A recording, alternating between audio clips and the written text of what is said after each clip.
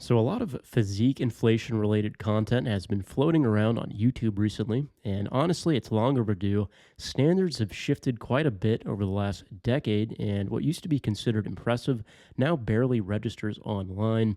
It got me thinking about some of the Hollywood physiques that blew my mind when I first saw them, physiques that genuinely inspired me when I was younger, but that a lot of people today might brush off as nothing special. So, in this video, I want to highlight four of those movie physiques that stuck with me. Then at the end, I'll come back and touch on why I think our expectations have changed.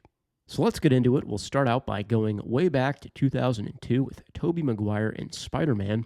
There's really just one physique-related scene in this movie, and it's when Peter Parker wakes up the morning after being bit by a genetically engineered spider. He takes a look in the mirror and sees that overnight, he has had quite the physique transformation. The chest and shoulders are popping, he has visible abs, and you can see some bicep veins.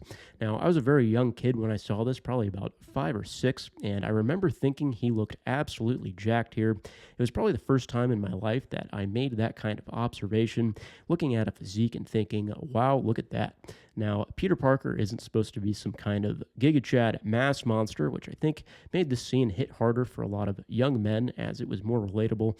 And provided you are lean enough, most guys can actually reach this level of visual muscularity fairly quickly without spending a ton of time in the gym. Moving on to 2006, we have Daniel Craig in Casino Royale.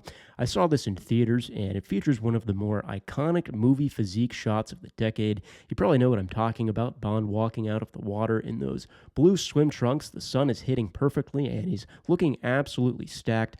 He's not excessively lean, and there's no vascularity, yet this is such a great physique.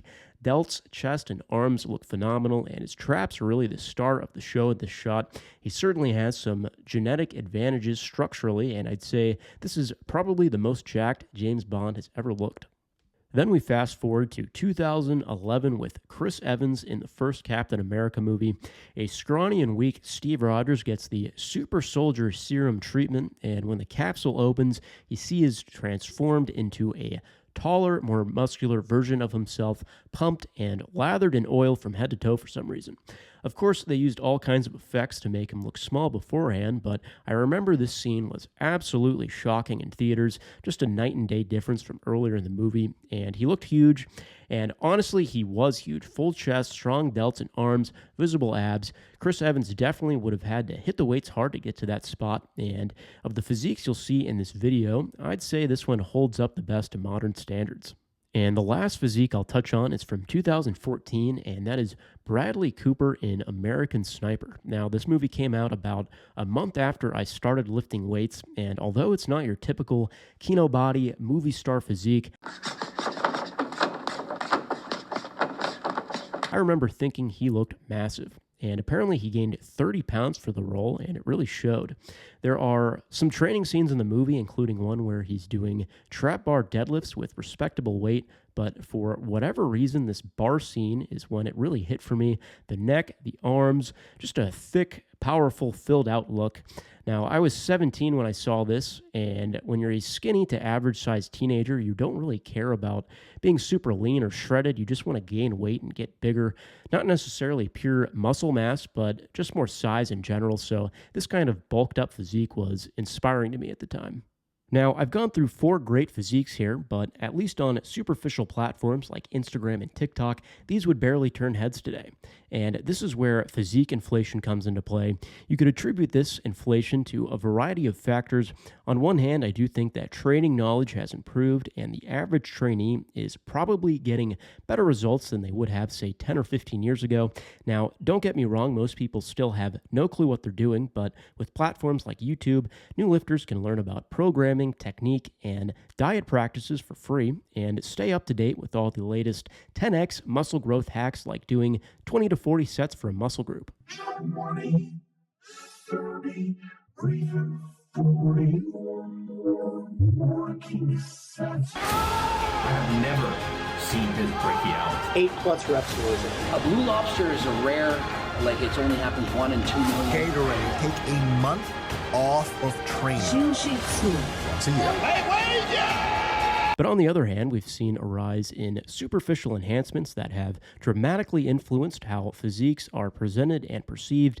Those include excessive reliance on lighting, angles, and filters, advancements in camera quality, ultra low body fat levels, and of course, the widespread use of PEDs. They pinned me right there, and it was great. Now, I plan on making an entire video related to physique inflation and what I think it should mean to you, so I won't dive into this too much, but before I end the video, I want to make the point that depending on the context, every one of the physiques I featured here should be something to be proud of. Take Tobey Maguire, for example. Is he pushing the boundaries of human muscularity?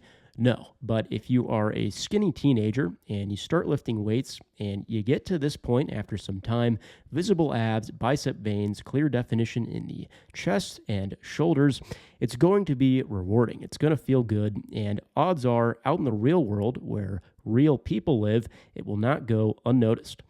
So when you stop comparing yourself to others, it doesn't matter that there are thousands of more jacked physiques out there. It's like benching 225 for the first time. Is that some wild record-breaking number? No.